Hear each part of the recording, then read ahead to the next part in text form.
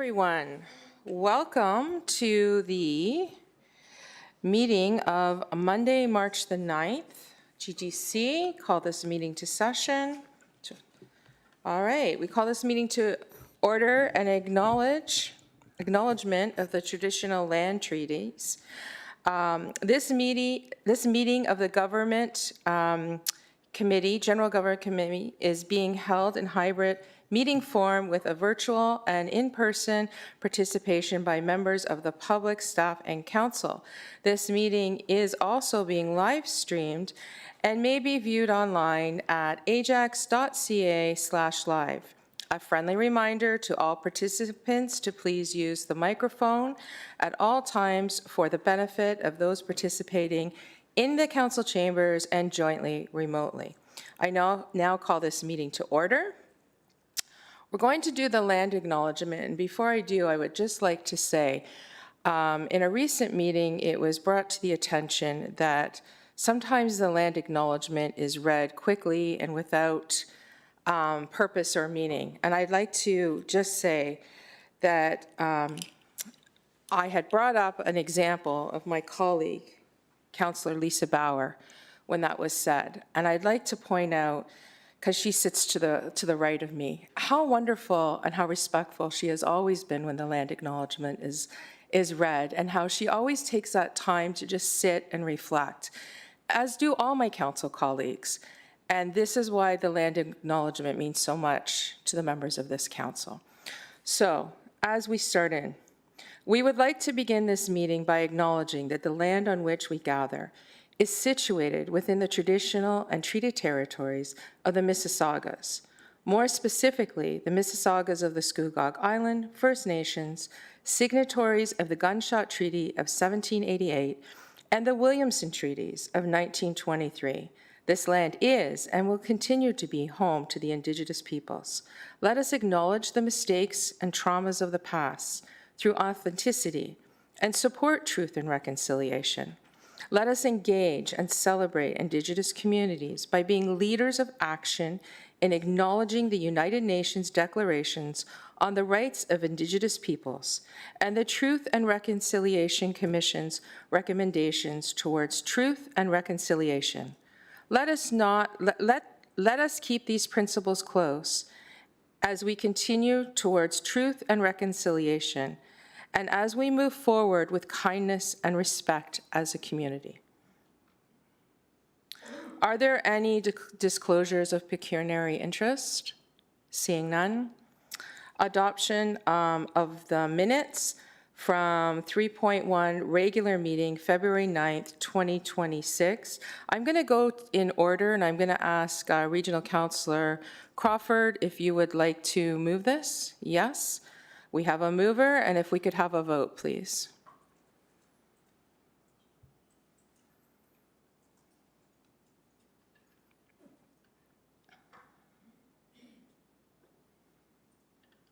Has everyone voted? Excellent.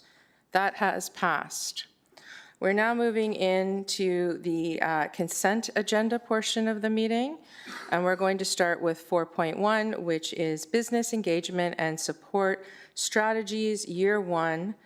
There is an update, and we're going to go to, this has been pulled by myself and Regional Councillor Crawford, and if you would like to go first, madam, if you'd like to push your, there we go. Go ahead. Thank you, Madam Chair. Thank you for this report and all the work that you've done in our business world over the last year. I have a question around gaps my first question is, are there any gaps in Ajax current business engagement or communication effort that were identified through the 2025 outreach data?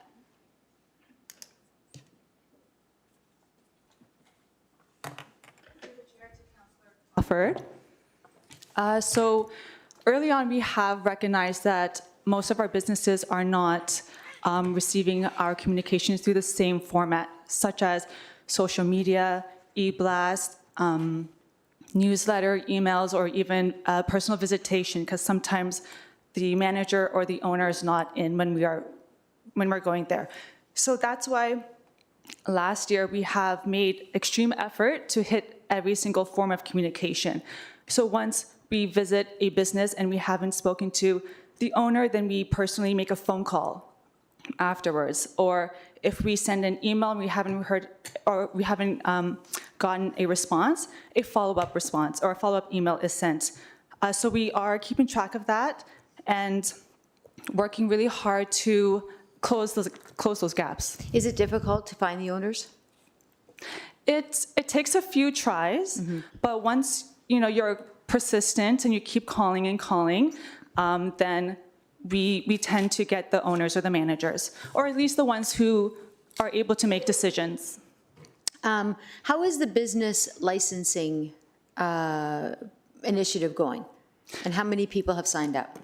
So we haven't officially launched yet. Okay, sorry. Yeah, we're working on launching on April 1st, but we have done some we're working on our strategic outreach plan, which includes having an information session following the launch on April 1st.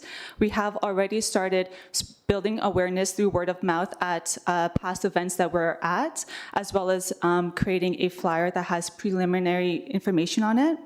Okay. We also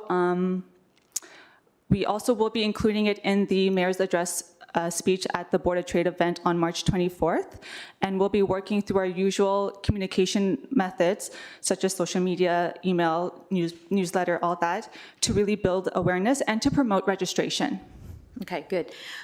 Goal 3 is facilitating growth. Do you see any risks or what are the risks and resource constraints you might have that might affect the advancement of that?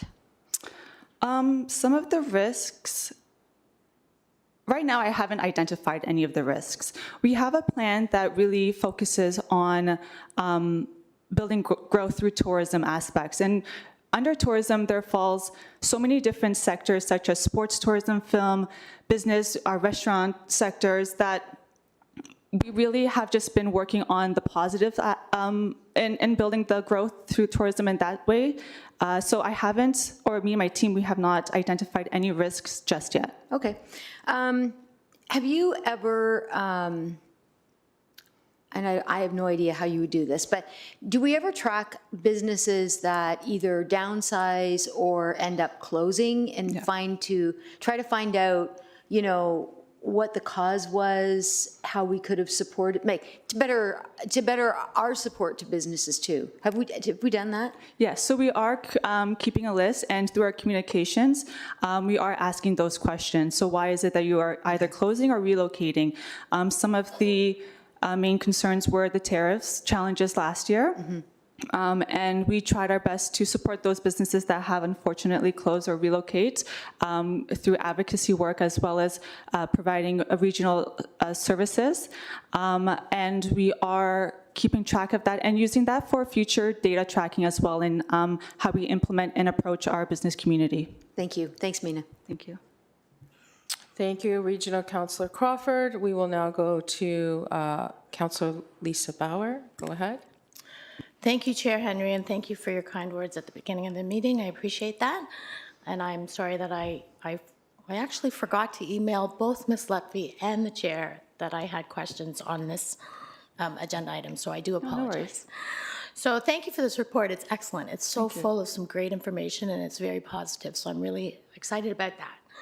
I wanted to ask questions about the municipal accommodation tax. So on page 9 of the report, or 17 of the agenda, you talk about that the town collects this tax and then we exclude the administrative costs. We give 50% to an eligible tourism entity, which is Durham Tourism. So I wanted to ask, how did we pick Durham Tourism, and did the other municipalities in Durham who also have MAT, are they contributing to that same organization? Thank you, Councillor Bauer. Through the chair, to Councillor Bauer. The decision to go into Durham Tourism was recommended by staff to council when we brought the MAT forward. And at that time, council directed staff to enter into an agreement with Durham Tourism. The reason this was recommended at the time is because, as you mentioned, the funds need to go to an eligible tourism organization. In other places in Durham region, in Oshawa, those funds go to the Greater Oshawa Chamber of Commerce, and in Pickering and in Whitby, they have created municipal service corporations. Staff's recommendation at the time was, and remains, that the work required and the amount of resources required to set up a municipal service corporation, including establishing the terms of reference, establishing a board, hiring staff, and overseeing that amount of work was extremely resource intensive and not something that staff would recommend moving forward with. Durham Tourism offered, as part of our conversations, to use the funds that we provide to them for tourism-specific initiatives to Ajax. Thank you. Yes. And the funds will only be used in Ajax. And this is similar in model to what the region provides for economic development and tourism support for the small municipalities in Northern Durham, Scugog, Brock, and Uxbridge. The region has a model where they provide those services to the small municipalities for a cost. So this would be a tourism-specific engagement. And the funds are reinvested directly into Ajax. Okay, that was my second half of that question. I appreciate that answer and I like it. So thank you. So it was roughly 200, let's say 240,000. And then we had funding spent for the drone show and as part of the fairgrounds opening. Did those funds come from our half? Through the chair, yes, they did. Okay, so there is a balance of remaining funds. Where are those being held and what do you expect we'll be spending them on? So through the chair, just for clarity purposes, Yes, the thank funds that will be transferred to the region, staff are just finalizing the finer details of the formal agreement and uses of the funds. Staff are in that process. We expect it to be dealt with and the agreement executed in a few weeks. At that time, a work plan will be established for what those funds can be used for. And once we have some insights, we'll share that information with council through a separate process. As far as the funds for this year, a lot of the funds, I maybe can direct that to Director Meffam, who can provide some specific examples of where those funds are being committed to in 2026. She's probably best suited to answer that question. Okay, thank you. Yes, to Councillor Bauer through the chair. A portion of the 2025 funds was allocated in the 2026 budget to fund a number of one-time items, events, such as like the St. Francis celebration. There was a number of other ones that we thought had an impact on tourism and bringing economic benefits to the town. So we've included those in the budget. Okay, thank you, and I apologize because I probably did know that at one point and forgot. Thank you. So then my other question, so also in the report, you talked about really working on creating our own tourism strategy, like really emphasizing our own ability to attract tourism. So I don't know if this would qualify, but if we do end up setting up sort of an Ajax tourism in-house, would that qualify to be the eligible entity that would receive 50% of the MAD, which means we could keep the whole thing? Through the chair, technically, yes, it would not be on our books, though. The Municipal Services Corporation is a separate entity from the town. So you see That's this in... what that is. That's what that Okay. is. So you would see it in other places. A lot of municipalities use this for like water treatment plants or... like in Whitby and in Pickering, they have a tourism-specific one. Okay. They have their own board of directors. They have their own executive director. They have operating costs to run the corporation. It's just the town would transfer the funds. Now, we could set the terms of reference. We could appoint the board. But all of the work to do that, the funds would still be managed by that corporation, which the town could have some influence over for sure, but they would not be kept with the town, like our books, our budget, and those things. Okay, would the town have more influence in that route versus the Durham tourism route? Through the chair, I think the Durham tourism route is, the agreement will be very prescriptive on what the funds will be used for. The town will review an annual work plan for Durham tourism for Ajax-specific initiatives. So functionally, in terms of our influence and ability to state what our priorities are from a tourism perspective and how those funds get used, I think they would largely be I think we have more influence directly with the Director of Economic Development and Tourism at the region versus we would with an externally appointed board, which may include members of council, it may include staff, it may include members of the public, tourism entities. There may just be, we think at this state of the game as we enter in, we'd have more control working with Durham Tourism. Okay, no, great, and because it's specific to Ajax funds, I'm okay with that. Okay, thank you very much for your time in the report, appreciate it. Those are my questions, Chair. Thank you, Councillor Bauer. And Councillor Tyler Moore, go ahead. Thank you, Madam Chair. Thank you for the report. How are we conveying or doing with inventory? I find when we're out in the field, as we say, we meet a lot of businesses that aren't located in Ajax that say, hey, we'd love to come to Ajax. And we have businesses in Ajax that want to move. So do you have a magic list of here's 10 or 12 or 15 locations that are available? Does that exist? Is that a fair question? Through the chair to Councillor Talmore, yes, that's a fair question. So we do have a real estate program called CoStar that lists all available properties, whether it's leased, for sale, or under development in Ajax. So last year we had, I believe, 50 searches for that site where businesses, domestic businesses from all sizes, as well as businesses in other municipalities are looking and inquiring for relocation in Ajax or opening their business in Ajax. So we do have an inventory. It is being updated on a regular basis, and we are working with our business community as well as any inquiries that come through.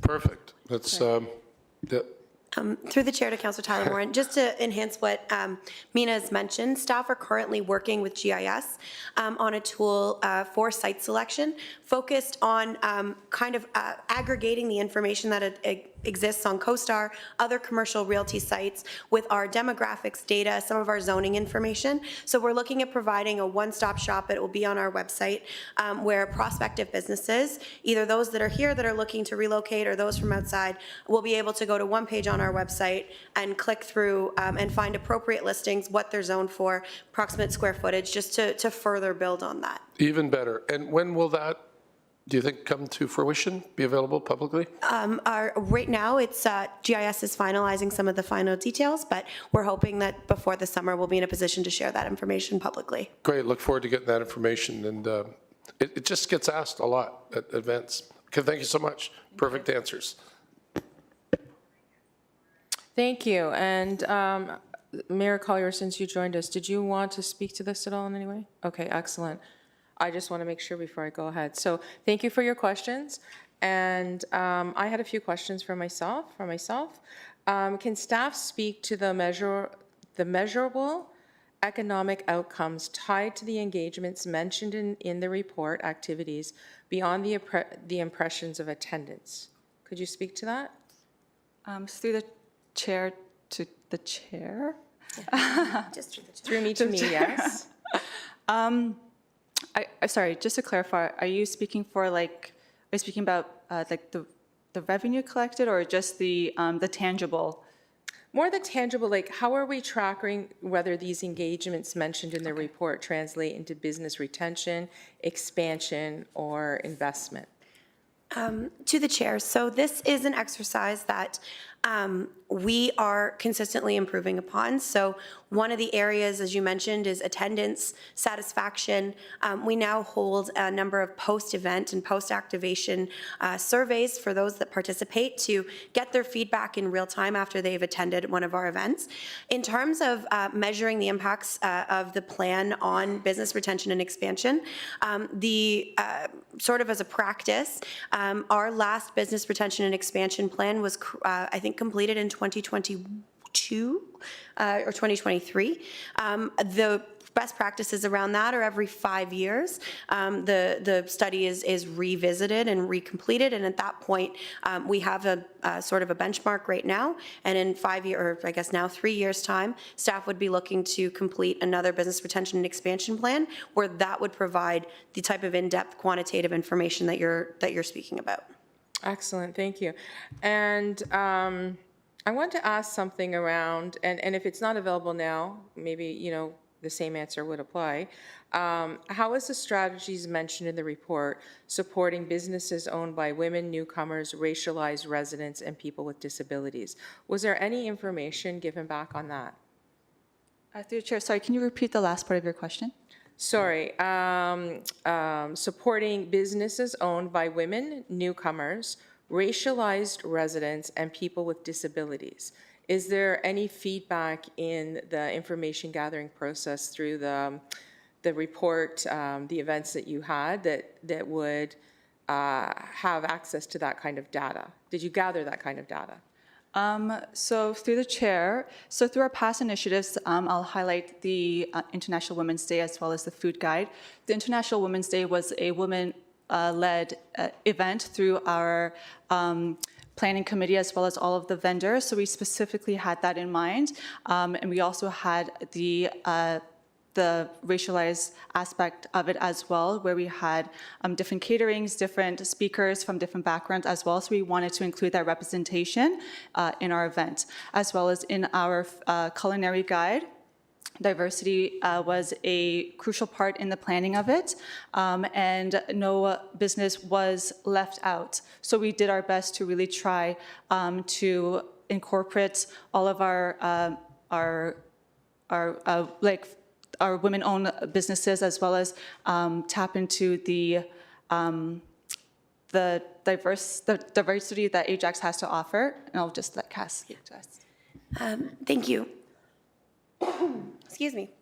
To the chair, one of the other pieces that I think is important to sort of mention as it relates to this sort of data collection is a lot of the data that is collected on items like this, and this is something that the EDI team can speak to more broadly, is a lot of it is voluntary. This requires individuals to self-identify and share that information with us to help us properly capture or adequately capture this type of data about who is participating in our events, who are our vendors, what are some of the other feedback that we've received. So at a very high level, the business engagement and support team works really closely with our equity, diversity, and inclusion team to ensure sensitivity and alignment. But I think in terms of data collection overall, I think staff are limited by, the information that is provided to us and collected by us from a voluntary perspective, and then also just in terms of planning and understanding the makeup of our business community.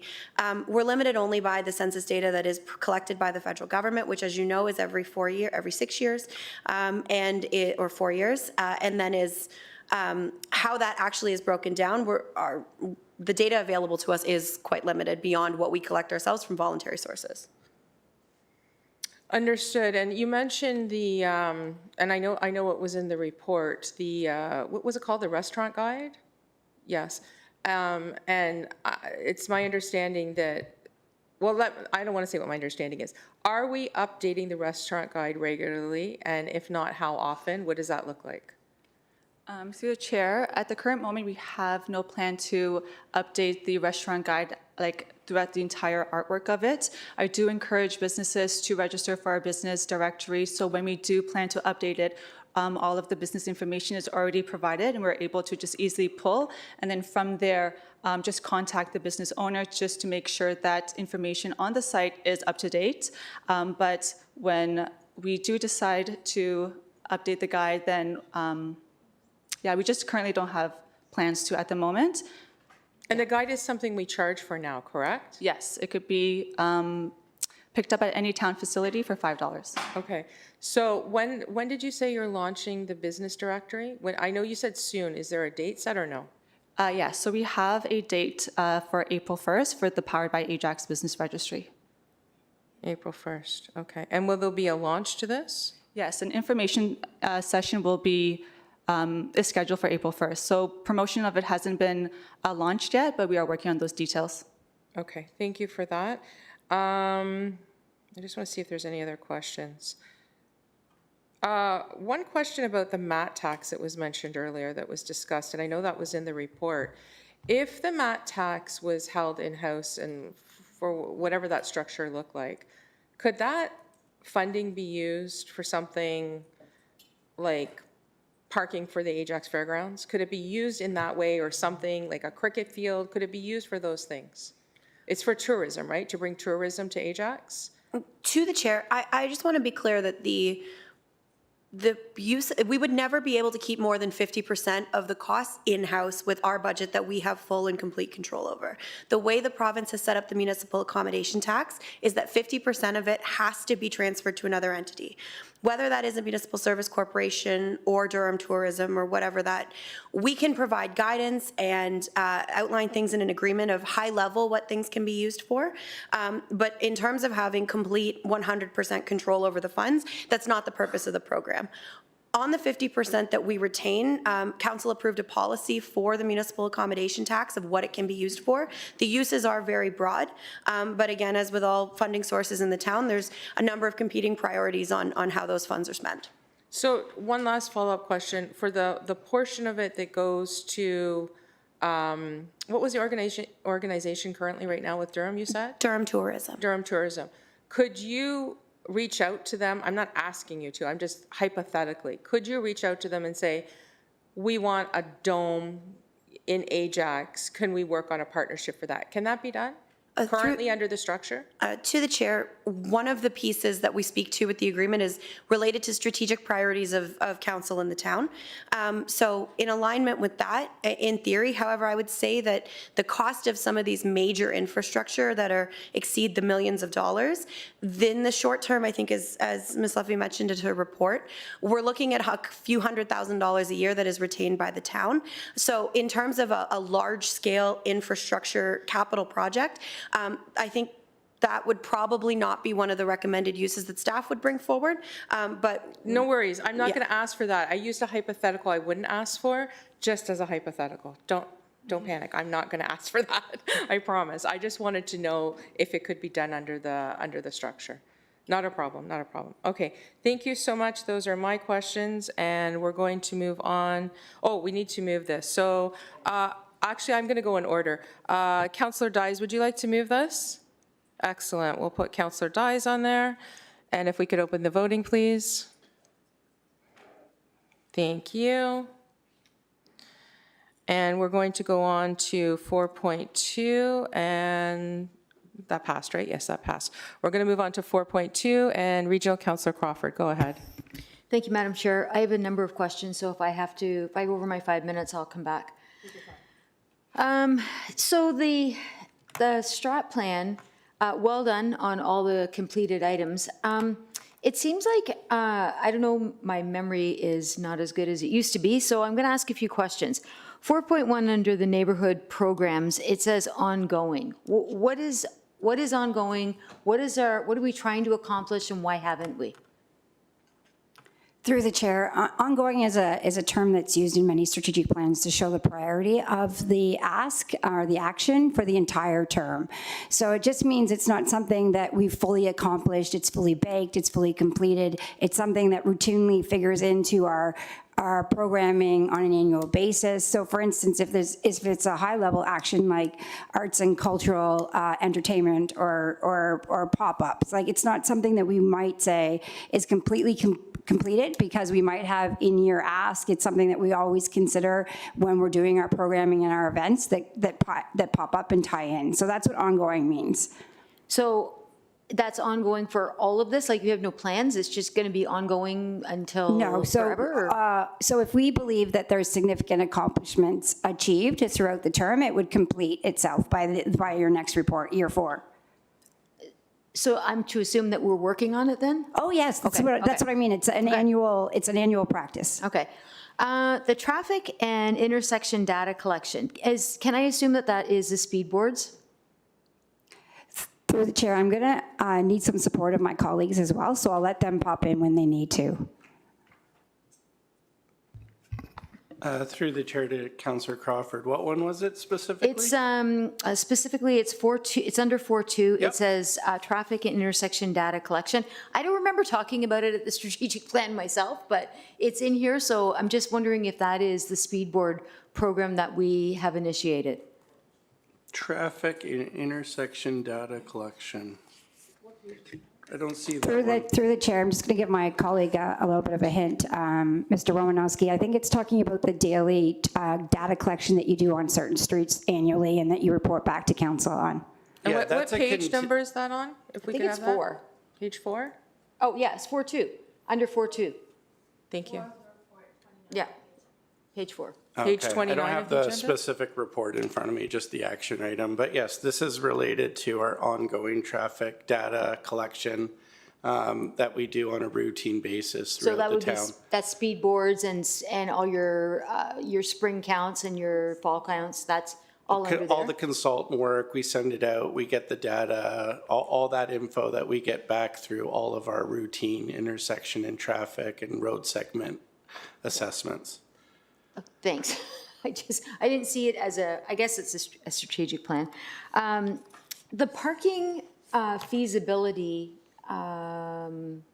we had okay, so we're in page 5, 1.1, under growing our community.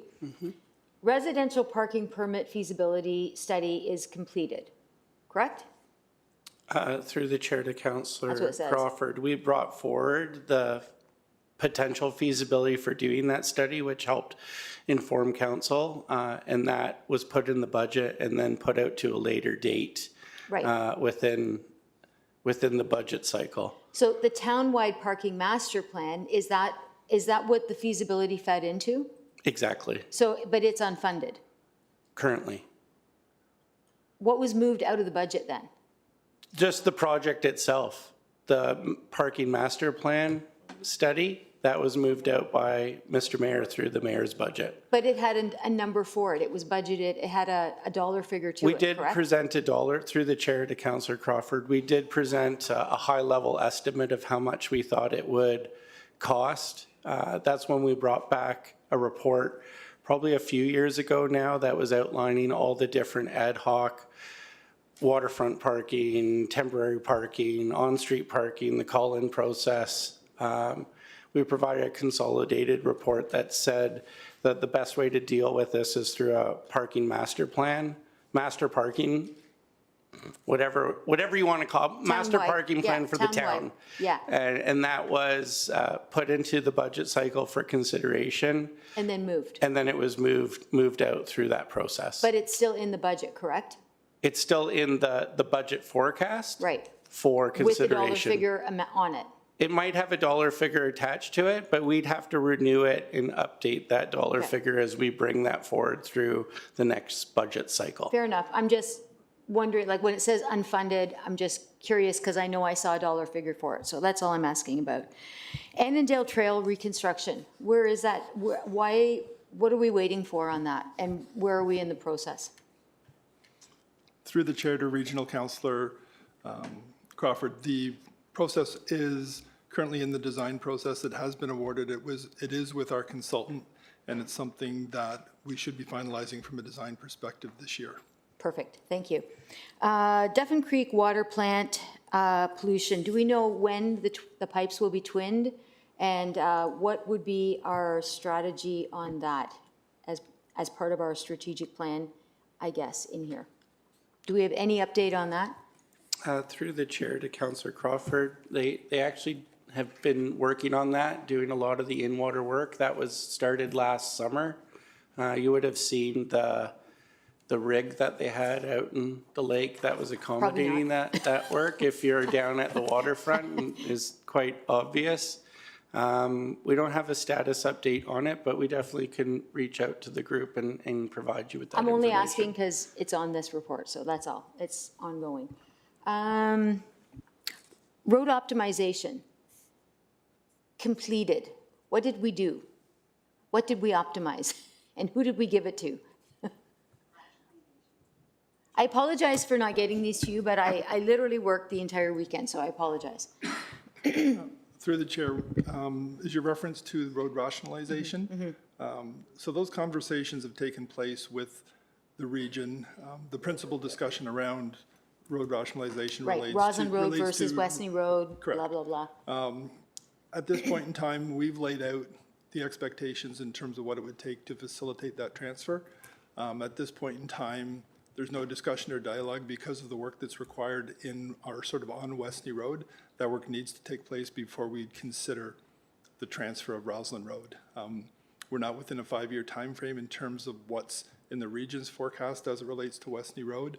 So we've indicated that it's complete at this point in time because there's nothing happening until. So completed the is we've region- done talking, and we're not doing anything. We're continuing in terms of the advancing Roslyn Road, and at the appropriate time, when the improvements are made along Westney Road south of Bailey, then we can have further discussions Okay. regarding the transfer. I do not want to get dumped with Westney Road after we finish and spend money on Roslyn Road and hand it over. Would that be a fair thing? That's been my message all the way. Yeah. Sorry, you don't have to answer that if you don't want to. I think those were all my questions. And I think, oh, I did go over, I'm sorry, I apologize. Okay. No, that's good. I'm good. Thank you. Thank you. And Mr. Mayor asked about commenting on the budget and the parking plan, taking it out. So did you want to, you're good? Excellent, okay. So, because I was going to ask some questions about that, so I just wanted to give you that opportunity. I wanted to ask, the fire station location study as projected it's unfunded. That was in the current budget that just passed, correct? To the staff? Through the chair to the chair, that is correct. It was proposed as part of the 2026 budget and was unfunded. So what is that, when's the last time we had an update on that budget? Or sorry, on that parking plan? When's the last time that was updated? What year? The fire master plan in 2021 did briefly discuss fire station location studies. Through that master plan, it did recommend that a fire station location study be completed, a comprehensive one. As far as I'm concerned, I don't recall when one was completed in the past, outside of a fire master plan. Okay, interesting. And do you have any concerns, because we have a lot of buildings that we've had come forth and given directives on and moving quite quickly in the town, new builds. Is there any concern related to fire and that plan being updated or not being updated? Through the chair to the chair, this is something that we are continually monitoring and will continue to monitor, especially with population increases, changes in densification, things like that. And we will take it into consideration as we look forward to future budget processes. Is there any provincial or federal legislative markers that dictate certain metrics of when a fire station location study would be implemented or would be needed? Through Any the chair legislation? to the chair, not that I'm aware of, no. Not that you're aware of. Okay, thank you. And then I did want to go back to the townwide master parking plan and it being unfunded. That was in the current budget. Is there anything that planning is working on that would be seen as interim solutions for the parking restrictions that are constrictions that are happening within the town, and particularly the new parts of Ward 2 and the new part of Ward 3? Is there anything that's being worked on that can help with that in the meantime until the town-wide parking master plan is done? Through the chair to the chair, what's the specific question? So I'm asking with regards to Ward 2 and Ward 3 in particular, because there's new parts of Ward 3, where we have tighter, intensified development, and there seems to be, like, in Ward 2, I'll speak to Ward 2 in particular, where there's more parking restrictions as far as smaller driveways where guests can park, things like that. In the interim, until a town-wide master plan has been conducted, is there any things that planning and development are working on with regards to maybe changes as in longer parking times or less restrictions with parking? Is there any changes or implements that are coming from your department? Through the chair to the chair, nothing specific. We'll monitor any requests that come to us and evaluate them appropriately. We'll also keep track of these so that when we do get to the master plan work, we can take that into consideration. That's really it at this point in time. Okay, thank you. And then with regards to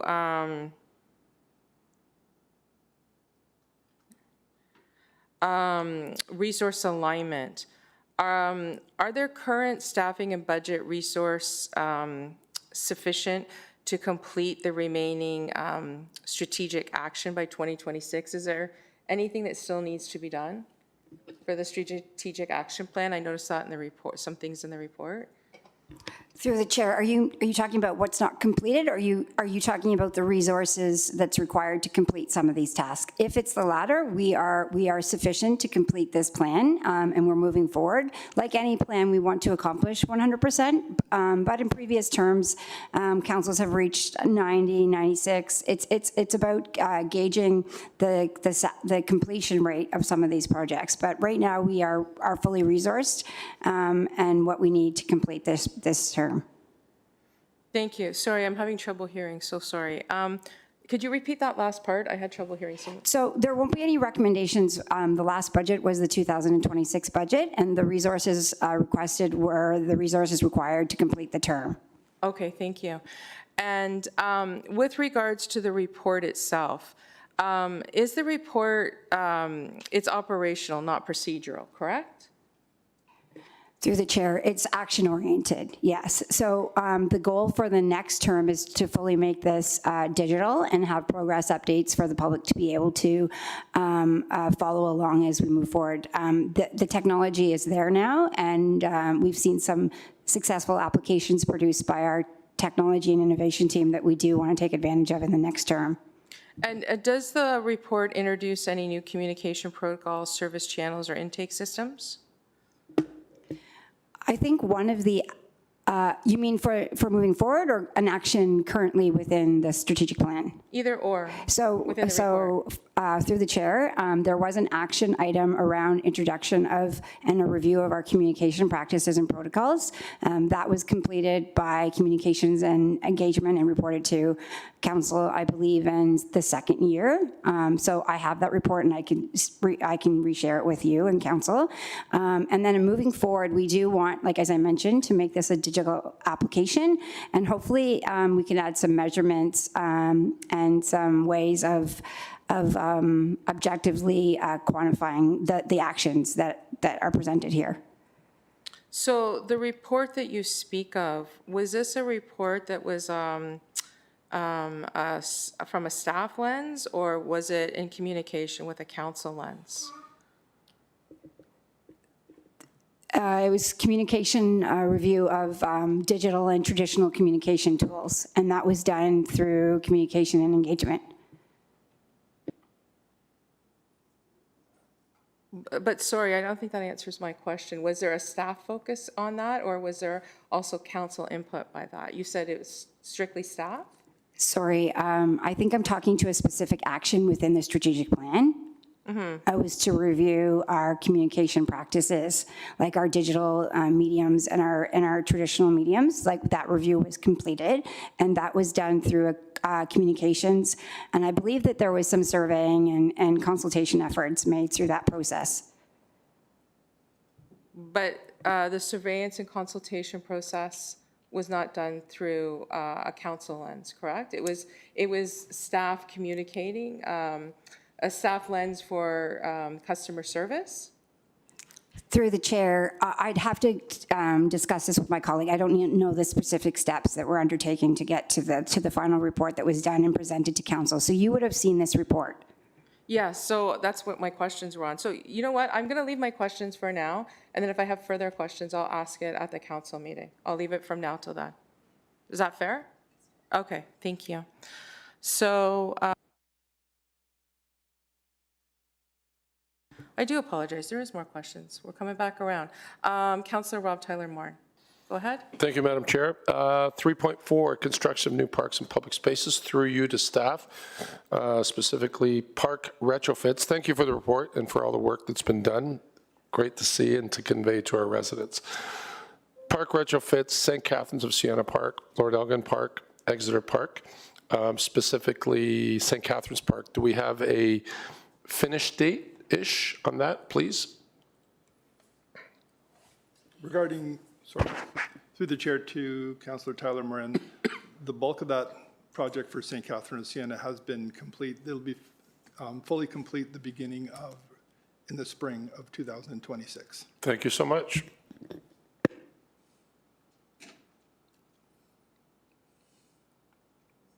No other questions? Sorry, I was expecting more. Regional Councillor Crawford. Thanks for letting me back in. My question is around proposed for deletion.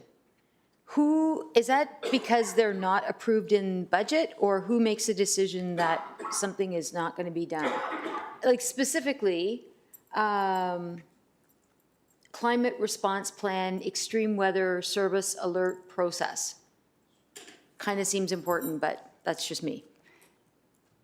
Through the it's going chair, to be deleted. It's typically based on staff recommendation and then through the budget process. It just means a capacity issue and perhaps priority projects that are moving forward before that piece. So we were able to complete the climate and resiliency plan this year. We were able to do some flood mitigation efforts as well. And so I think at this point, based on what I know, that there would be a recommendation that continue to advance perhaps in the next term. Okay. All right, thanks. Thank you, Regional Councillor Crawford. And I do have thank you for bringing that up. I did have another question. On page 29 of the report, there is a highlight for a flagpole. Investigate new flagpole at Town Hall Complex 2024, initiated, purpose for deletion. What does that mean? Proposed for deletion? So that is a project that never got funded. The cost to do a new pole at Town Hall is approximately between $5,000 and $10,000. So it never got advanced through the budget process. So was that not something we had talked about in the strategic plan under the EDI portfolio and how that would reflect for flag raisings? So EDI is very interested in reviewing this. It's just that the capacity, the staff resources and priority projects were recommended to move forward before reviewing the flag policy in general we need to look at. There's a lot of issues with the current setup of adding a pole to the front of Town Hall. We have some very serious safety concerns in that area. We receive lots of heckling in that area. It's hard to take photos. It's hard to set up there. So our priority right now is doing our flag raisings at the Pat Billy Square, as you're aware. And then I think we need more work done on the flag policy itself and a complete review, which EDI is eager to do. Again, based on resources and priority, it's not something for this year. It's something that they're looking to advance in the new term. So with saying that and hearing you and understanding and being there at some of those flag raisings and hearing some things that were said from passerbyers, so in the review, does that mean that there will not be a discussion about having a flagpole there, or there will be a discussion? There will be a fulsome discussion. It will talk about the challenges and the risk and some of the mitigation pieces that we can do to support that. Like bowlers or something like that? We can speak to those pieces with a full review. That wasn't, their investigation wasn't conducted, and we also knew that the flagpole itself would not be approved through the budget process. Okay, and I think we have a different EDI team than we did back then in 2024. I think there's been some new additions, so new perspectives. So the EDI team is very eager, like I said, to review the entire flag raising policy. So when this is highlighted in your report like this and in this nice yellow, and unfunded. Does that mean it's coming out or it's staying in just unfunded? Well, we know it's not funded, so it's still there, but in my report itself, I propose for it to be deleted. Like, I'm upfront and transparent about the proposals that we're making for deletion, and it's up to council. If council wanted that project to still advance, it's something that you could discuss as a council, but there are significant resources and budget constraints with moving forward with that one right now. So when we talk about going back to the parking master plan, because and I wish, I'm sure Regional Councillor Lee will probably want to speak to this at the council meeting. When we talk about that and it being unfunded, and, you know, you're saying yellow gets pulled from the report, I obviously do not want to see that pulled from the report. So either to yourself or to the clerk, what are next steps here if I want to keep it in the report for even future consideration? How do I go without having to bring another motion next term? How do I go about doing that? So from the strategic plan process, and I can let clerks speak to any motions that you want to bring forward, but from the strategic plan perspective, it only means my job is to keep the strategic plan updated and to talk to you about the process.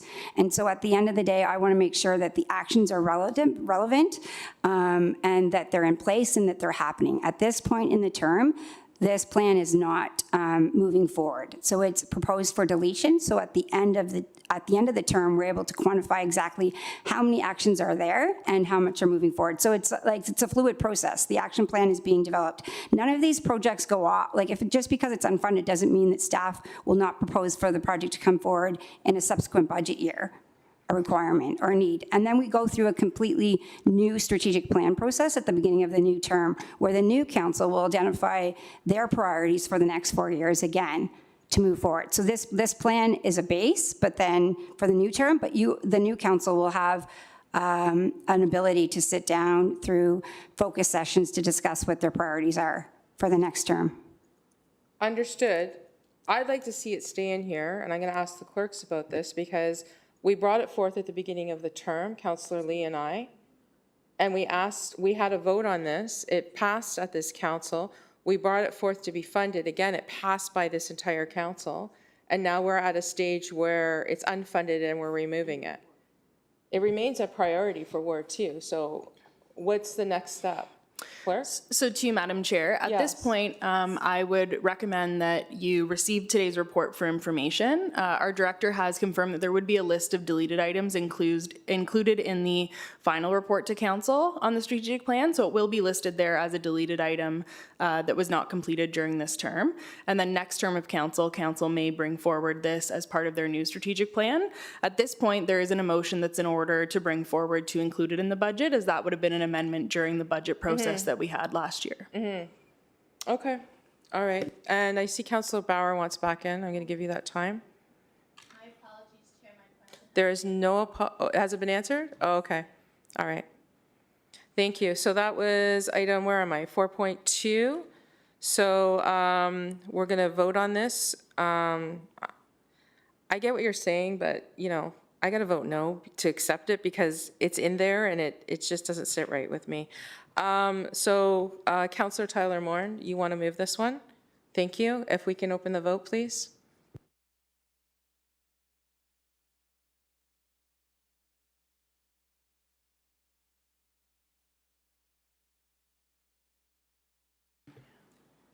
Thank you. That passes. There we go. Moving on to 4.3. Give me 1 minute here. I'm just seeing who pulled that. Oh, it's only me. All right. That makes it easier. Does anyone else have any questions before I go into questions? Thank you. So I have a series of questions here from different residents that I'm going to ask. And I believe I had sent these questions ahead. If you just bear with me and give me 1 moment.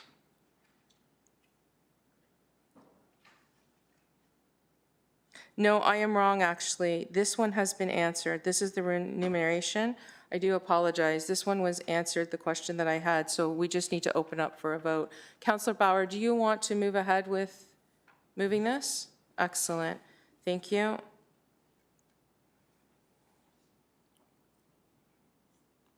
Just receiving it. That's it. Nothing special.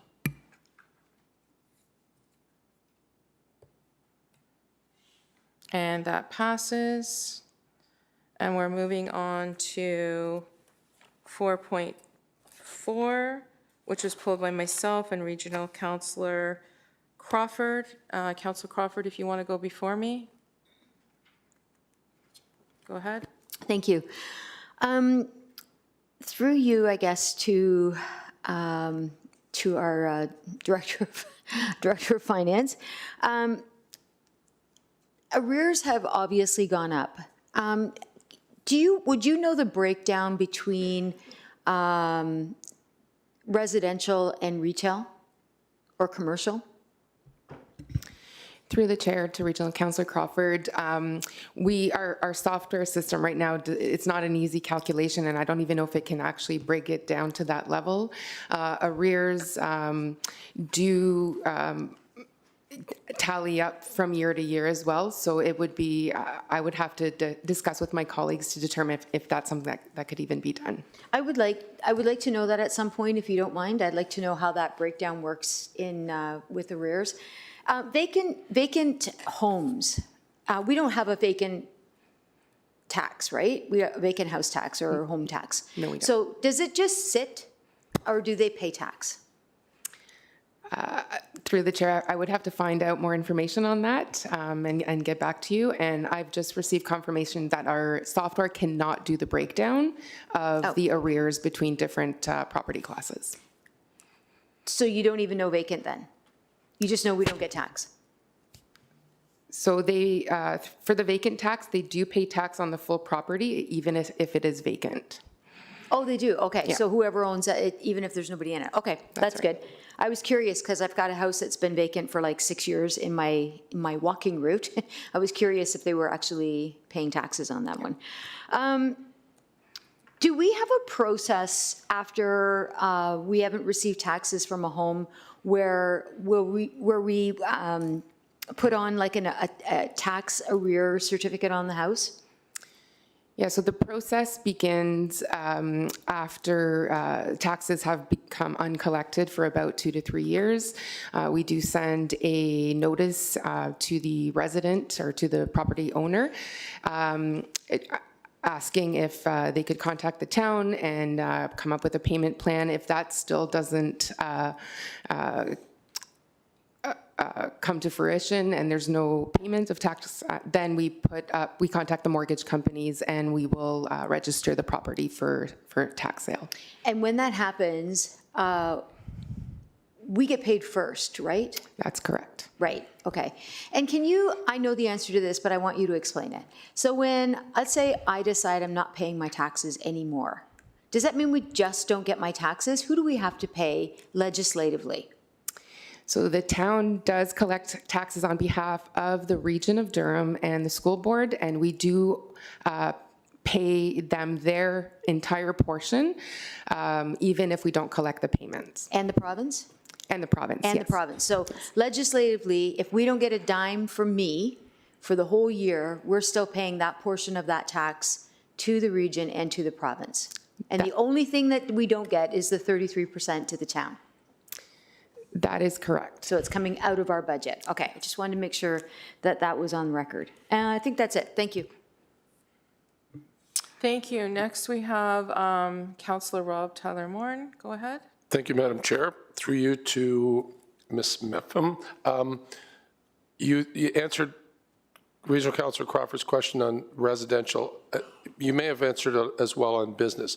If the building is owned, but there's not a business in a unit, or if a business or development hasn't been developed, does that owner still pay taxes, property taxes?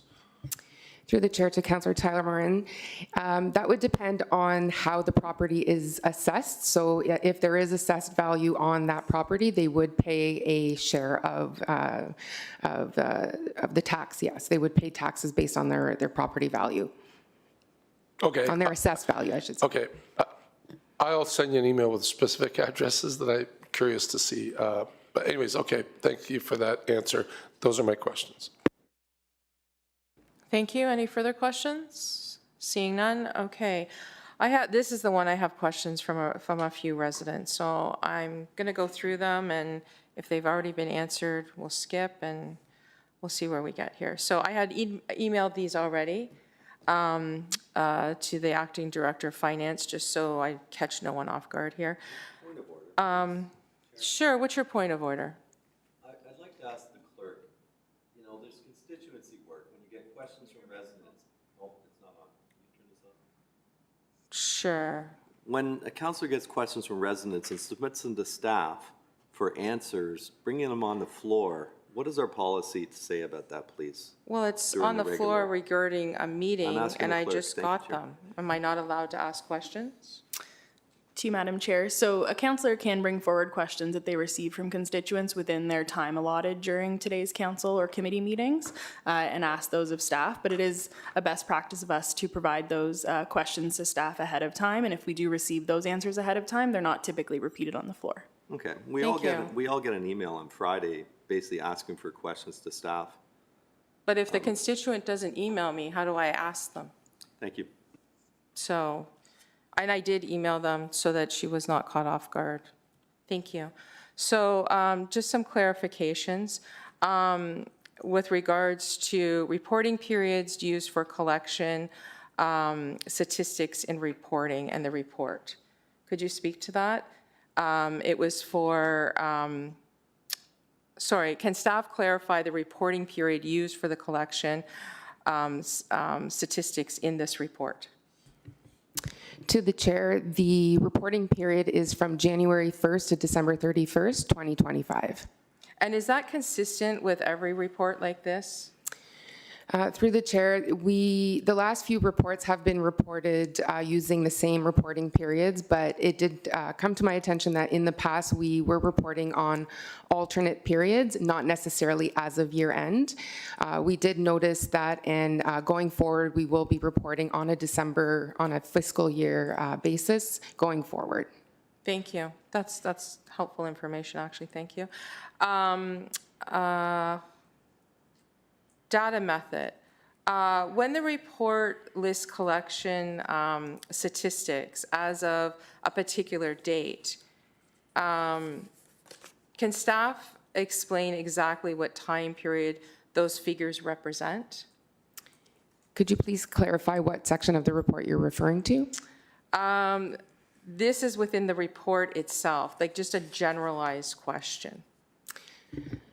So typically, the stats that are provided are for the fiscal year, as I've mentioned earlier. So for the full fiscal year, January 1st to December 31st, in the collection statistics section of the report, we are comparing those stats to that same time period the prior year. And when we talk about language in the report, total amount billed versus total tax billed, these are the same measures, correct? That is correct. We are trying to clarify language. Total taxes billed represent simply just the taxes that are billed. We do have other fees and charges that do get added to some tax bills at time, and we wanted to clarify and just define clearly what is taxes billed versus other adjustments that are made. Thank you. And when we look at, there was one here, FIR. Do the figures reported align with the numbers? Like I noticed this was in the report. Do the figures align with the numbers reported to the province through the financial information return? Is it? So all municipalities are required to report full figures, and these figures will be reported through the FIR. The FIR, the province does mandate sometimes different ways and different breakdowns on how we are to report these figures. They are summarized for the purposes of discussion in this report, but all of those figures will be included in the FIR. Thank you so much. Those are my questions. I think that's. There might have been a few others in there, but we'll go through an email system and get those back. I just wanted to ask the main ones. Thank you so much. Any other questions? Okay, at this time, we're going to move that. Councillor Crawford, would you like to move that? Excellent. We have a mover. If we could have a vote, please. Thank you. And at that time, okay, this passes, excellent. At this time, we're going to take a 10-minute recess, as I discussed earlier, Clerk. Do we have to vote that in, or can we just take a recess? So we're going to take a 10-minute recess. Breaking now, thank you.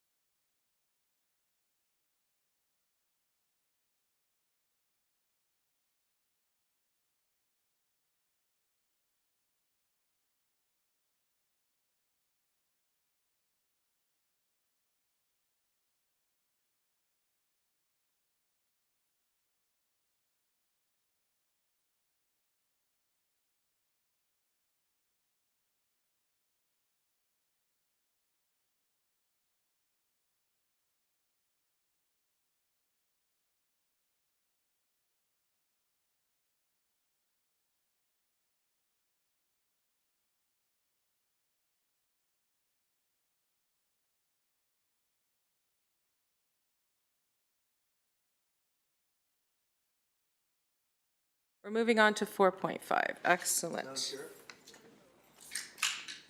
Point of order, please. Of course. Go ahead, Mayor Collier. Madam Chair, we have a lot of staff sitting in the audience waiting to give delegations. I wonder if we could amend the agenda to bring them forward to do their things now and then go back to the consent agenda, please.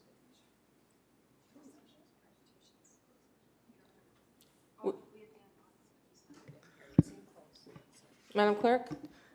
Can I just clarify, is it the in-camera sessions that you'd like to move forward today? It's We the have It's the no, in-camera session. okay. Yeah, so is everybody agreeable? I need a couple minutes to get Dan here. We'll just ask for another recess to allow staff to come into the room for closed session, as some of them are not. How about if we move on with 4.5 while we allow staff to get that opportunity to prepare for that? Is that good? Sure, following 4.5, we can move into closed session. Yeah, let's go on with that. And if you need more time, we'll go into 4.6 until you have the time you needed, and you let us know. How about that? That way, we're not going into another break and wasting time. Is that okay? All right. That way, because we caught people off guard by that, so we'll just move into 4.5. Excellent. Okay, so going into 4.5, year-end building permit activity, and that was pulled by myself. No one else? Does anyone else have questions before I move forward? Okay, so I have a question with regards to the permits issued and residential units in 2025, which represent about, I believe it was 30.4% of the housing pledge target. And given that the province measures municipal performance based on permits issued and housing starts, and just to clarify, housing starts refers to when we have a foundation in the ground, correct? Is that the terminology that they go by? Yeah, through the chair to the chair. Yes, those are housing starts for the purposes of the housing pledge. Okay, so when we look at that, the permits issued in the housing starts, can staff clarify whether based on our current permit activity and the 2026 projections, are we on track to meet the provincial start housing priorities?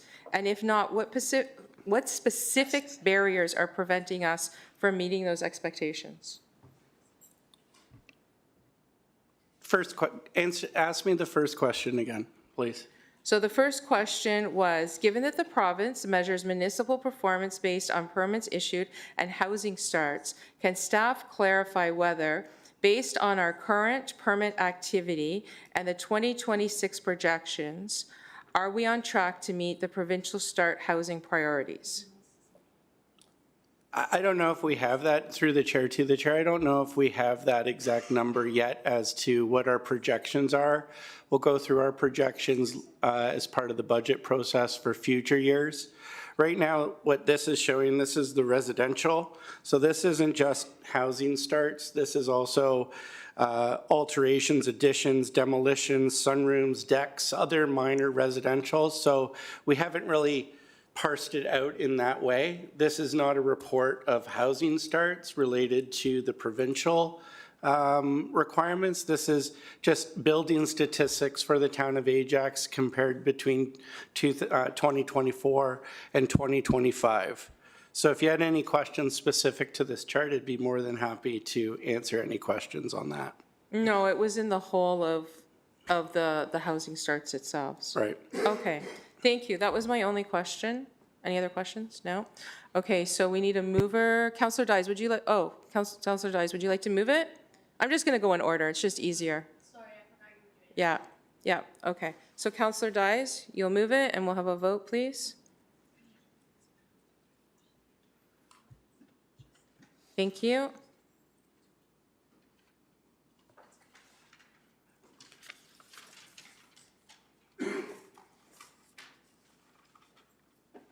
And that passes. And are we ready to go into a closed session? Or do we Yes. want more time? No, through you, Madam Chair, I would recommend that we go into a closed session at this time if there are some staff members available for the other items, if our staff members are not available for item number 1. Okay. They were waiting or they're, sorry, did you say they're not ready? They are ready. They're waiting in their offices instead of in chambers. So do we want to move on as regular, or do we want to go into closed session? That would be up to you, Madam Chair, with your colleagues. Colleagues?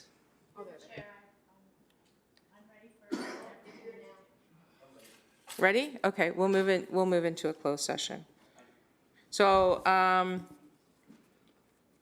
we have to clear the chamber? To you, Madam Chair, can you please read the motion to move into a closed session outlining the reasons? Closed session, moved by the council, conveying to a closed session pursuant of Section 239-2 of the Municipal Act 2021 as amended to discuss the security of property of the municipality or local board, Section 239.2A, Municipal Act 2021 as amended. Also, to discuss advice that is subject to solicitor-client privilege, including communications necessary for the purpose, Section 39.2F, Municipal Act 2021 as amended, and to discuss litigation or potential litigation, including matters before administrative tribunals affecting the municipality or local board, Section 239.2E, Municipal Act 2021 as amended. And we'll take a vote to go into closed session, or we just go in? Vote, please.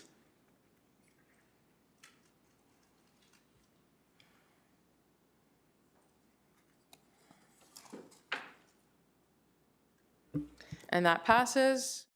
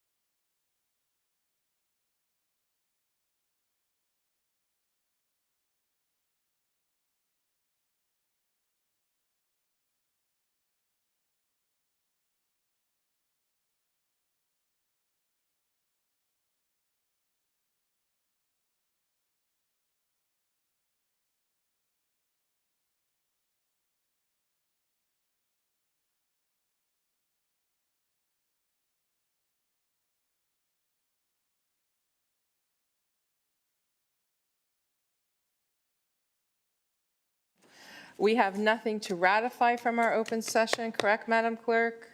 Correct, excellent. We're moving into 4.6, and I'm just checking on who pulled it. It was pulled by myself and Regional Councillor Crawford. And Councillor Crawford, Regional, go ahead. Thank you.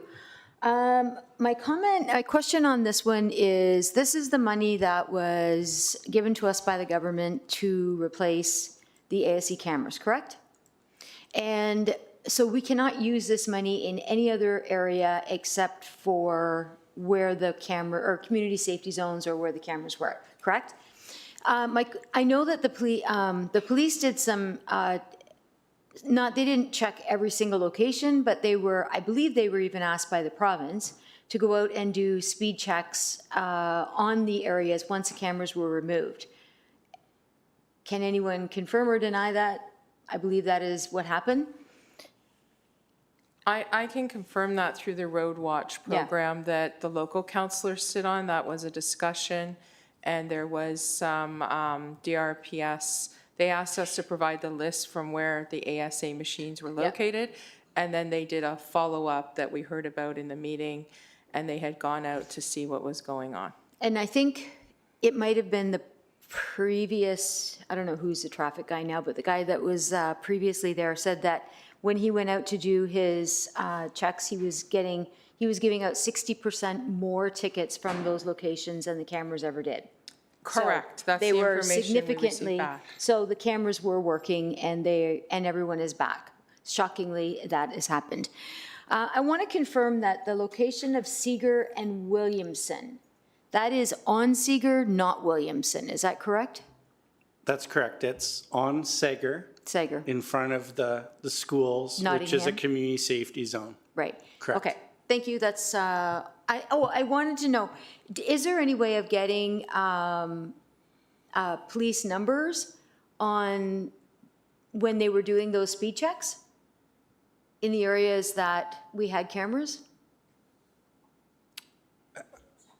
I guess they could FOI We have to do an it. FOI? We can't ask the police? I don't know what the process is for that. All we need is numbers. It's not like we need to know who. We can do that through the Road Watch Committee and through our DRPS representative. We could ask for Can we that. ask locations where they were? Yes. And maybe what the percentage of tickets were? We can ask that information. We've asked other things similar through our meeting. Yes, go ahead. Thank you. Through the chair, I just recently was talking to our DRPS representative all the way into the inspector, and it was noted to me that any of these requests, including accident and vehicle report, should go through the FOI process, and they have provided us with a direct contact in order to do that. Your Road Watch Committee might be be different. However, the process for vehicle accident reports as well as speeding tickets and such has to go through FOI. Okay. Well, yes, yeah, I think we have that information already. Yeah, You can just send it to me if you, I'd just like to have it. Thanks. no worries. Thank you. Okay, so a local councillor, Lisa Bauer, go ahead. Thank you, Chair Henry. Just confirming, oh my gosh, hold on, what am I confirming? Oh, okay, the list, of the priority list of the 12 streets, that's where the funds can be spent. Is this just lump sum one-time funding, or is this something that is going to happen on a regular basis? Do you want to talk about that? Currently, this is the funding that we are getting. Yeah. The first kind of raft of funding. There's additional funding through this program that we are pursuing. Okay. But these 12 sites are only fixed to the $360-something thousand that we currently have. So that's all we're spending this money on is these 12 sites. Okay, thank you. And is that a good amount of money? Like, can we actually do stuff with that? Yeah, it's a good Okay. amount of money through the chair to Councillor Bauer. It's a good appropriate amount of money for the measures that we can put in place in these 12 areas. Okay, thank you. So for additional funding, is that where we will have the opportunity do you know how we would make updates to our lists or make changes to our lists for, like, do we still have that ability to request traffic calming or funding in different hotspots in our wards? We would, through the chair to Councillor Bauer. We would, but at this point, we'd be solely focused on the ASE sites and bringing those sites into compliance with this new way of doing things. So yes, 12 currently through the $360-something thousand. If we get additional funding through the program for this, then we'll deal with the balance of the ASE sites that are eligible to outfit them with the appropriate traffic calming measures. The funding's only associated with former ASE sites. So if this council in future budgets wanted to allocate budget dollars towards traffic calming, then we can collect and monitor in the same way that we did before through our warrant analysis and evaluations to determine other areas outside of that. But that wouldn't be what this funding is for. This funding or future funding. It's just for the ASC. It's just for it's strictly for the replacement of the ASE sites. Okay, so I think the report, was it 28 locations? I believe so, altogether? 28 altogether. I'm getting a nod from Deval, yes. Okay, so, pardon? Okay.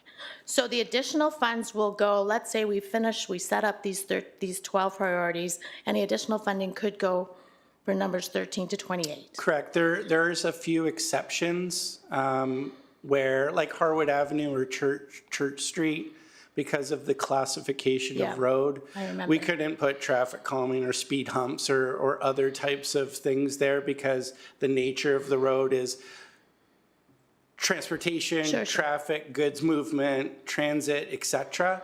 So I think there's 3 sites that come off that overall list. Okay. But we get the majority of the local streets and school zone areas covered off through that. So Okay. it'd be very robust traffic calming throughout the town. And our list of community safety zone streets and school zone streets that aren't on this 28, those are now. Well, we currently, through the chair, we currently have our 13 sites that we have deployed since this council and past councils have been in place. We have no budget associated with any future traffic calming, so we're still deploying those 13. So it'd be the 13 plus the 12 plus the future budget, future funding for those 20, whatever, 25 locations that we have left over. So that would kind of round out our traffic calming for the town. Then we would go through our kind of standard process, warrant reviews, requests through council, kind of our normal channel, normal business at that point to look at areas where further traffic calming measures, combinations of different measures be put in place. But that would be in the future. That would have to be a budget type of item. Got it.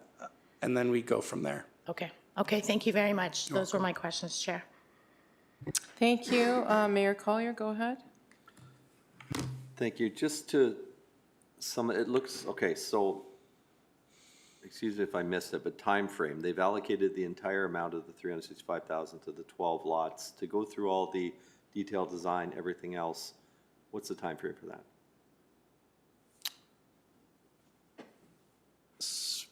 What did we decide? Like, will it take 3 years? Do we have a time? No, not 3 years from now. No, we'd have to, so right now we'd have to go through the detailed design, look at through the chair to the mayor, go through the detailed design, look at the road segments, determine what the appropriate measures are. It's going to be a combination of measures, speed humps with bollards coupled with the radar message boards. So we'd have to evaluate what those works would be and kind of assign that with the funding amount that we have. I think do we have an anticipated time of implementing this? I think we have to spend the money by a certain period of time. Yeah, 2028. March 2028. Through the chair to Mayor Collier, since we have to finish preliminary survey to determine the exact locations of speed humps and all other measures that we have identified in this report, and then we have to complete the detailed design and public consultation. So we are expecting that we should be ready to implement these measures by next year. Okay. How did you decide on these 3 specific traffic calming measures, specifically speed humps and flexible bollards? Yeah, so through the chair to Mayor Collier, Mayor Collier, these are non-intrusive measures, and if there are so many tools available in the traffic calming toolbox.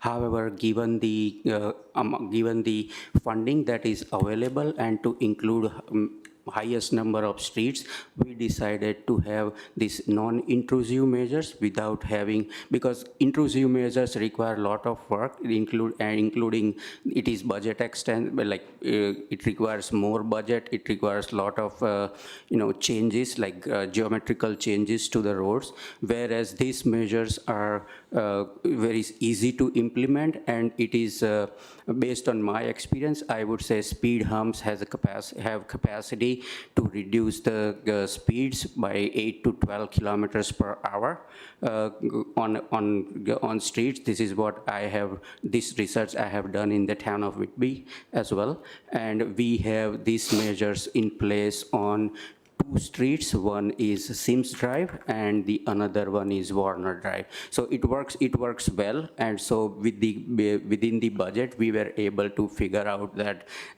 this is the option that will allow us to include as many streets as we can. So through the chair to the mayor, so to answer your question a little bit more specifically, these are prescribed non-intrusive measures that are outlined within the parameters of this fund.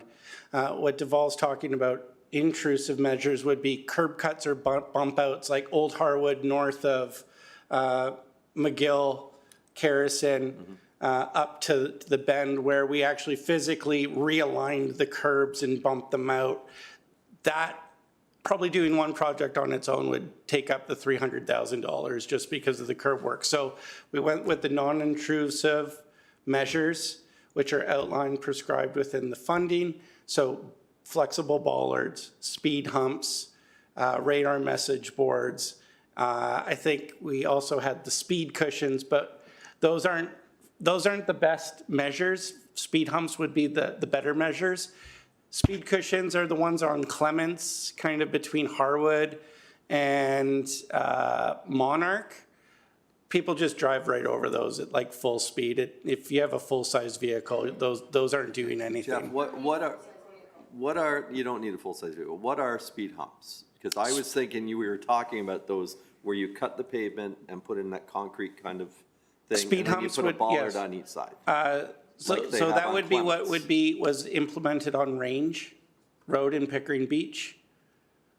There are humps the full width of the road. They will have flexible bollards on either side and in the middle. They are like the width of the road by, 2 or 3 like 2 meters wide. Sorry, they're not the width of a lane, you're saying. They would go the full width of the road and capture I'm not traffic thinking in the same either thing. direction. So you use the It's not a example- speed bump. Okay, use the example of the ones on Clements. So when you come through the community Those center, are speed cushions. speed cushions. Oh, through the community center down Kitney? I guess those are raised No. On Clements. on Clements, But when speed you- cushions. Okay, those are speed cushions. Tell me again where the location is of the speed humps, because I'm not, We have Sims Drive, I think is, We have on Sims Drive, Warner Drive, on Range Road, and very close by in our parking lot as well when you enter from Achilles or King's yeah, Crescent. right here at the got it. end here. Thank you for that, because I have a few concerns with the speed humps, where, one, we're cutting the pavement, water gets in, it really reduces the lifespan of our roads. Two, we got to go out and remove the bollards on a regular basis. It's adding labor to our workforce, going out and doing these things. So over the winter, like right now, If you drive down Pickering Beach, which I do every day, nobody slows down. You don't need a full-size car to go over these things. And even smaller vehicles, they just go around them because there's enough room with the bike lane on the side. They're useless. So I just wanted that clarification because I know those are not effective. Cushions are not effective. Right. Humps are. Okay. To the flexible bollards, where do you intend to put those?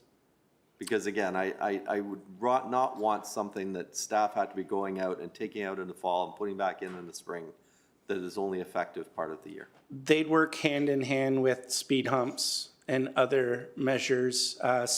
If you took Emperor between Harwood and Pickering Beach, there's about 3 sites of those 3 locations where you have the flexible bollards. So what that does is just narrows the width of the road. From a perception, it causes people to slow down and do that. That's Lake Driveway, like Clover Ridge. Yep. Ravenscroft, North. Okay, but again, those come out in the fall and go back in the Yes. spring. So for half the year, we don't have any traffic coming. That's why we would do them in tandem with the speed humps in those locations. So we still have like a permanent measure in place without the reflective bollards in place. Can you do them without the bollards and just do the speed humps? That's something that we're going to look at in each of the locations. They don't usually work effectively if you're not pairing them up with other elements. Depends the size of the hump. Depends, well, the hump is, through the chair to the mayor, there's a standardized detail for that. They complement each other. Depending on the survey of the road and other, I guess, characteristics, we could look at other options, but we have to stay within kind of this basket of I guess, measures that the funding has allowed us to look at. I can just tell you from other places I've been, like Mexico, for instance, speed bumps are everywhere. They do not have bollards. They are very effective. They just paint them yellow and nobody speeds because it'll ruin your car. Definitely. Thank you. Thank you. Any other questions? Seeing none. I just wanted to clarify this list in your report. Are any of these locations where we had these signs, are any of these locations, do they have speed bumps or humps already? Through the chair to the chair, no, I don't believe so. Richie? I think there's a few in the north. Williamson Drive East. Williamson Drive Yes. East. So, thank you for noticing that, because I noticed that. And I wanted to ask, what does that look like? Because those are cushions, correct? Yes, that's correct. So what we're talking about is something that goes into the ground and stays in the ground all season long, except for the bollier part. Higher, correct. higher. So are you talking about replacing it in that location? Or are you talking about keeping what's currently there and goes in there temporary that was previously approved, and then moving that option down the road a little further? Hold on one second. Yeah. So what we will do Yeah. through the chair is we'll assess that traffic calming measure in that location. Okay. And make a determination at that point. Okay. We will not be moving or adding more traffic calming elements outside of an area that had already been designated as a community safety zone, or if it had ASE already in that area. So there's But I defined think- limits of where we can put this type of measure. So just to clarify, I was under the impression, I could be wrong, that most of Williamson in that section, because there's multiple schools on there, were community safety zones. So if you had a current cushion with a baller in one area, but there's like 2 schools there, could you not use that funding to also put a more permanent one further down near the school? Is that an option? As Through the chair, as Deval mentioned, we'll assess each of the locations to see what the most appropriate measures are to put in place. Each of those schools have their own uniquely identified community safety zone associated with them. So we will identify the measures that need to be put in place at each of those locations individually through the site analysis, site surveys, through our, once the snow's gone, which is almost out there unless you look at the weather for next week, it looks like it might snow again. But at least trying to find out where those parameters are for us to install those types of measures. So then my follow-up question is, through the provincial outline, is it allowed, and thank you for what you're going to do, I appreciate that, but I'm asking a question about the provincial outline for the money that's been allocated.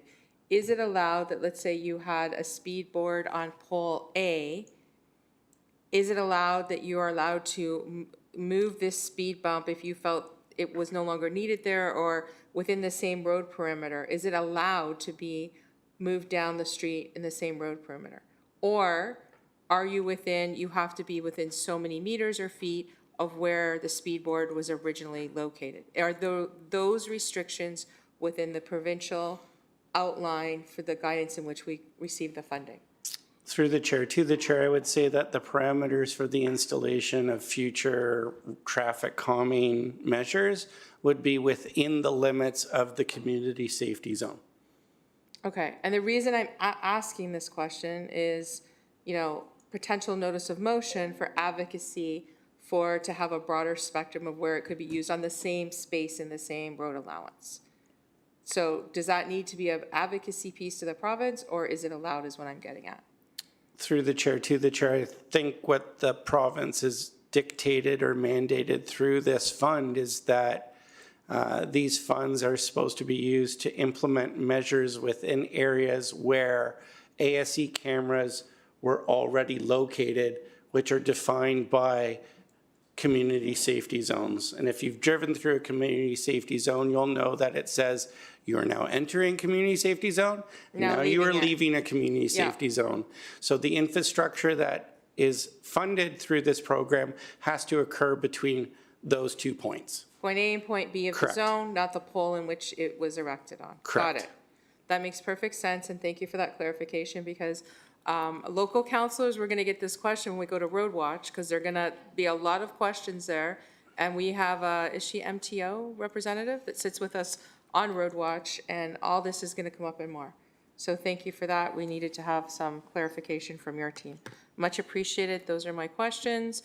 And I believe we're on to a vote, and a mover would be Councillor Bauer at this point. So can we go into a vote, please? Thank you. Excellent. And now we're moving into 4.7, which is Church Street. And I'm the only one that pulled that. Are there any questions before? No, seeing none. Okay, quick question for you. I did have the developer reached out to me about this, and I understand why we're doing it for the length we're doing it. It makes sense. I understand what you've put in place for alternative traffic patterns. My question is, in the report, in the traffic pattern shown alternatively through the duration of this construction period, it looks like we're redirecting traffic to Ravenscroft, I believe it is. And I know from consultation with Regional Councillor Crawford, this used to be her area many years ago, there's already a lot of reports from residents for speeding in and around this area. Are we asking the developer, is there going to be any speed mitigations put into this neighborhood to offset the extra overflow for the 3 to 4 months that church is shut down and we're putting additional traffic onto the street? Are we going to be putting any safety precautions in place, speed reduction measures? Through the chair, to the chair, no, we will not. Okay, Ravenscroft has more than enough capacity in the system to accommodate this type of traffic. It's a collector road. It does have traffic controls in place through, I think there's 3 all-way stop signs leading up to Williamson Drive along Ravenscroft Road. And then further north, there are 3 traffic calm measures through that more kind of like less urban segment of Ravenscroft. This closure and detour route was also in place when the Rosslyn Road realignment work and the removal of the Church Street Bridge, which was a project done through operations. Renils Group would have done that. We had no complaints at that time, nor do we have any issues speeding or otherwise on any of the detour routes at that time, nor have we received any complaints about the detour route when that was in place. sorry, what year was that? That was before me, right? Maybe 2019, Yeah, that was before me. 18. Okay. Yeah, so I wouldn't have any knowledge about the complaint. Oh, but I hear what you're saying. I'm educating you. Yes, yes, I know There you weren't are. any complaints. I hear At that. that time, it was a full closure. I think the period of time of the closure was way longer than the 2 or 3 months. It was a removal of a huge piece of infrastructure. It was also closed for a little bit longer as, you know, the private developer had to do some massive retaining wall works along that segment of Church. So we don't see any issues arising out of this detouring. Most people probably won't go up Ravenscroft because it does have stop signs everywhere and traffic calming. Chances are people will just detour over to Westney or Brock, whether they're coming from north or south, because it's a faster way. You just bypass that area in its entirety. Makes sense. Asked, answered. You've given me the answer. Thank you. Much appreciated. And then one follow-up question was with regards to Church Street itself. So the residents in and around Canton Lane and Hearst on both sides have reached out to me. And I think it's a fair question because there was a few major traffic accidents in the last snowstorm up in that area.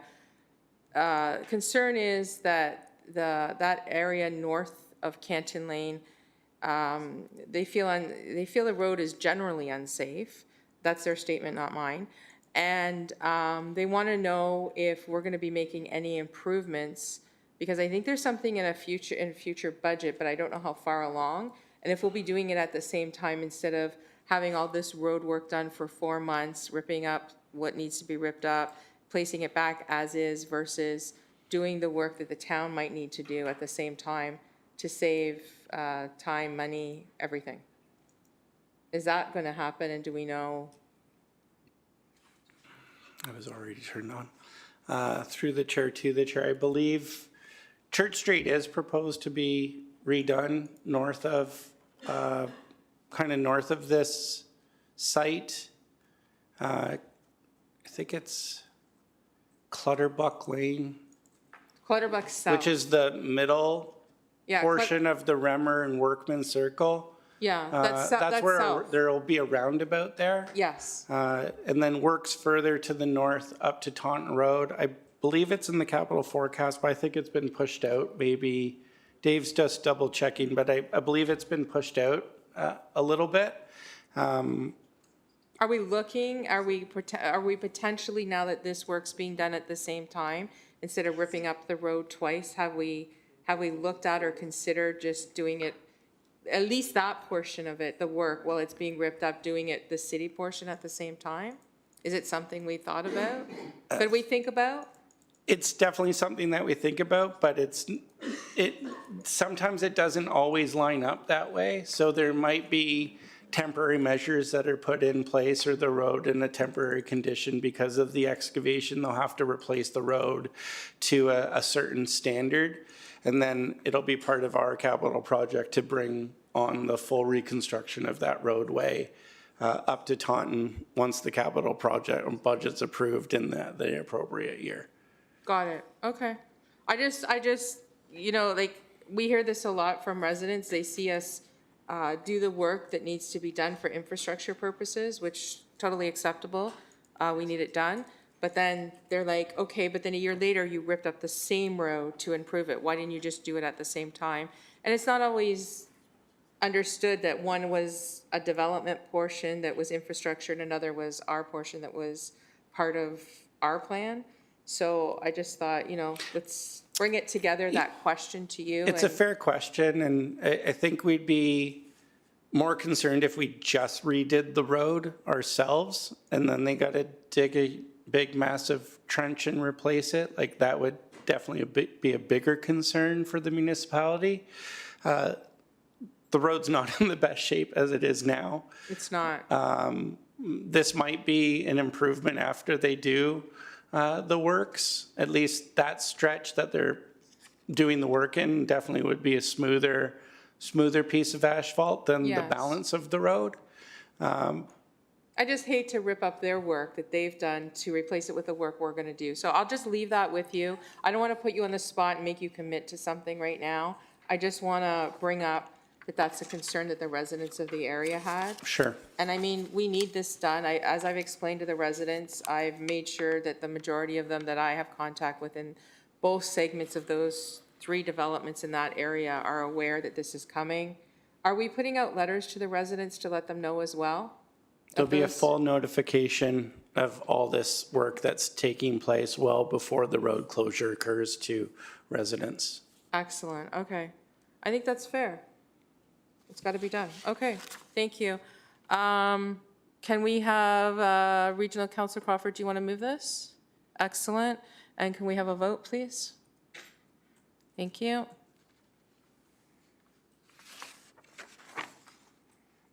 And that passes, and now we're moving into 4.8.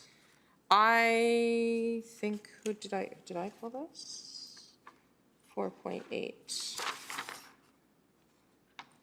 I think it was me, yes. I had a question that I no longer have. Does anyone have a question on 4.8 before we go into a vote?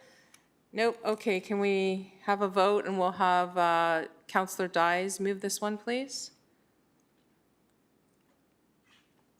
Excellent. I'm assuming that's going to pass. Perfect. And we're going into 4.9, which I believe was pulled by myself and Councillor Crawford. No? I don't have anything on 4.9 here. Clerks, who pulled that? To you, Madam Chair, you pulled all items on today's agenda, so I'm not sure if you have a question related to this report. I did, and let me just look. Give me 1 minute. 4.9, correct? What I said?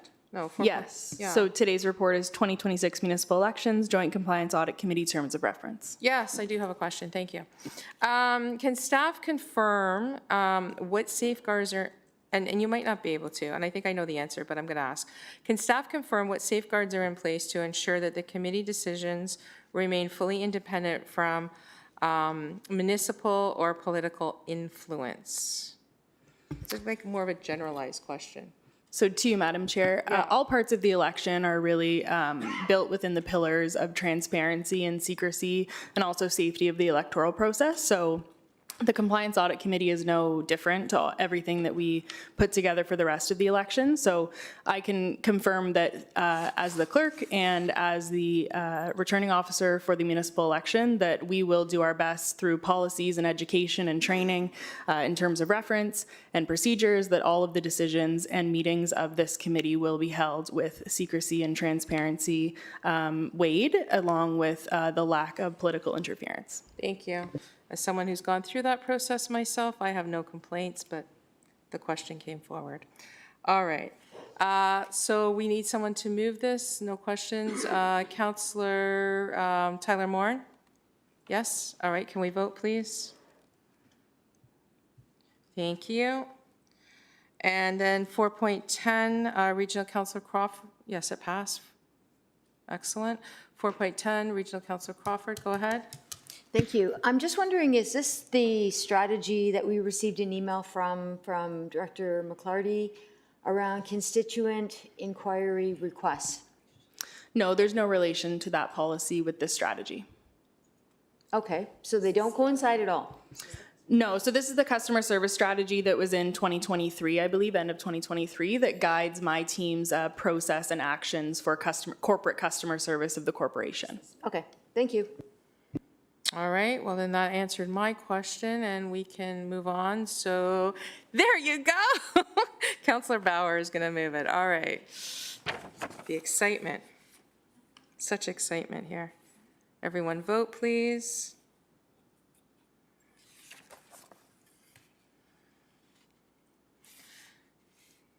And that passes, and we're going into 4.11. So 4.11, and I didn't notice, correct me if I'm missing the information, because I'm the one that pulled this. How many residents participated in this survey?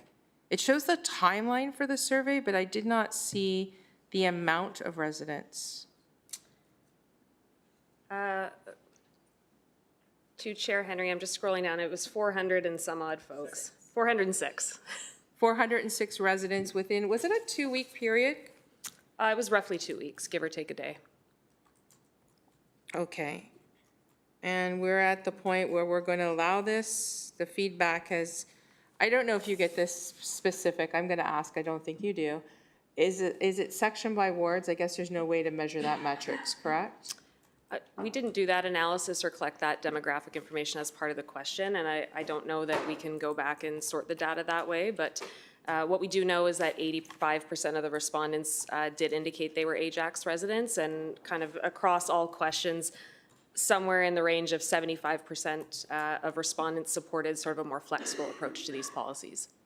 406 participants, 85 were Ajax residents? Yes. 75% supported. Okay. All right, that's my, sorry. Did we, I don't know if this is the time to ask this for this report or not. When we were talking about doing this potential, we've picked Paradise Park and Audley Sportsplex. Those are the only two locations, correct, in which we're going to do this pilot program? To Chair Henry, yes, so those are the two locations that are being proposed by staff. We did a full analysis and kicked this around senior management quite a bit and looked at the advantages and disadvantages of different locations.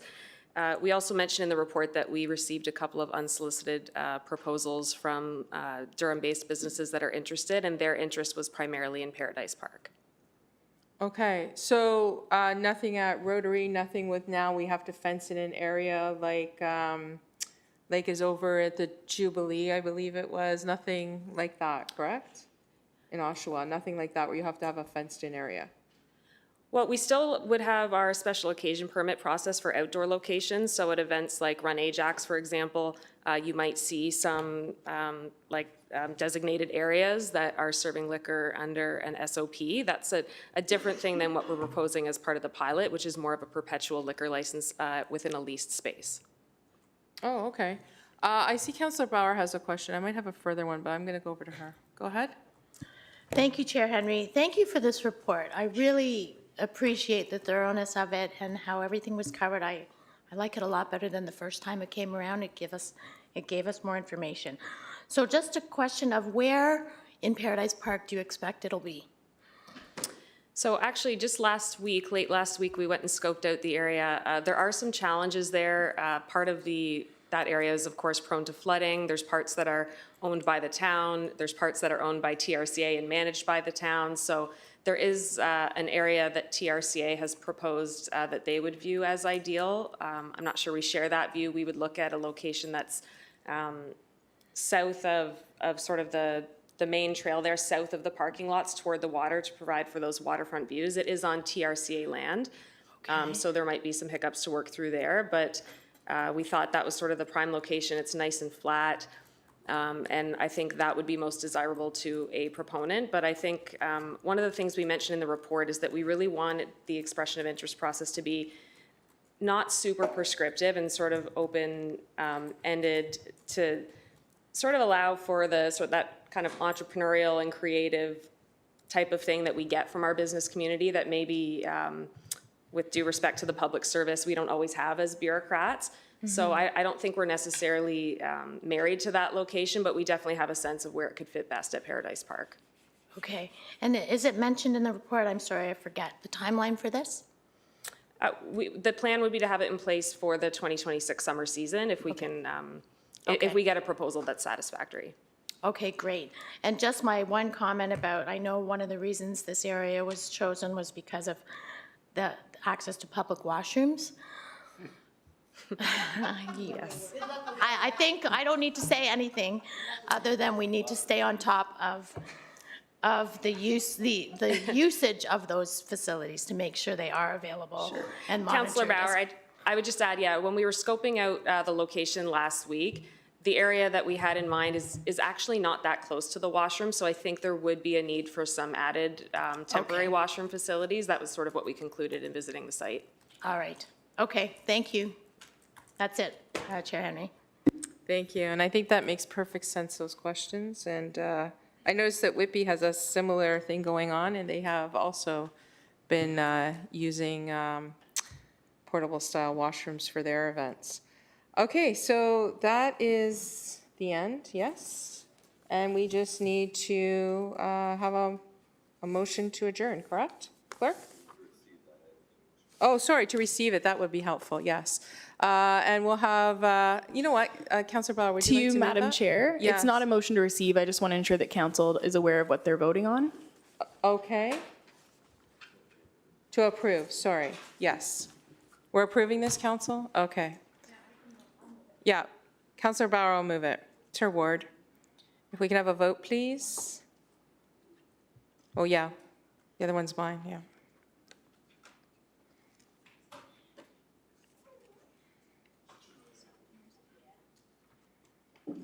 Okay, that passes. And now a motion to adjourn. We can have a vote.